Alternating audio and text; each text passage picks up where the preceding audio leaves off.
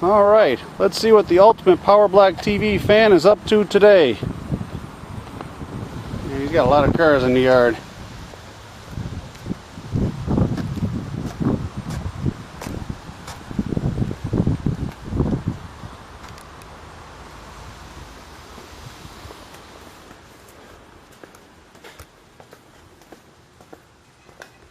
Oh, what are we up to today? Upgrading the ignition on Jesse's 351 Ranger. I'm just finally hooking up the tach for him. What else we got going on in here? Chase and I have been working on his Power Wheels Jeep. We're going to put a larger battery in it so it doesn't slow down as much on when he goes in the grass. Nice.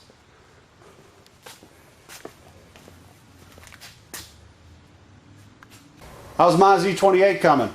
I have most of the sheet metal cut out of it, so I can start putting the new sheet metal in soon.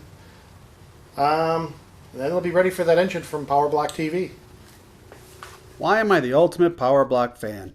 It all started long before Powerblock TV was ever on. My first car ride was in my father's 1964 Corvette on my way home from the hospital when I was born. My father was always in the garage working on something, and I wanted to be right with him. Growing up, I was lucky enough to be exposed to a lot of different cars owned by my father and his friends.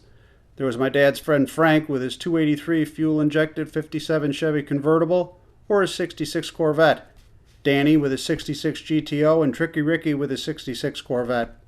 And of course George with his Chevy Vega wagon that he cut down to look like a mini El Camino.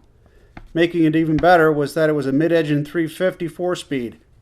I saw so many great cars growing up that I was hooked early on. I couldn't wait to get in the garage and see what I could do. My father taught me to rebuild engines, rear axles, and how to replace the transmission. He was a master at super tuning cars for the races by rejetting the carbs, changing the timing curve in the distributor, and swapping out the gears in the rear axle. And while doing all this, he explained to me why it was all so important. So when Powerblock TV came along, I was more than ready to take things to the next level by learning new ideas and performing at a higher standard mechanically. After watching the show where you put a Mustang 2 front suspension on a 49 Chevy, I was inspired. Using the knowledge, I did the same to my friend Paul's Vet, along with installing a Ramjet 350 and four-wheel disc brakes. Which brings us to today. As the ultimate Powerblock fan, I took on the challenge of fully restoring my mother's 1969 Z28 Camaro.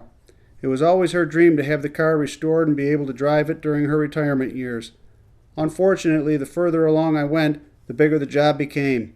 That's when I heard about Powerblock's Ultimate Fan Contest. Winning this would not only allow me to accomplish my goal, but would expedite the process and allow my mother to finally drive her beloved Z28.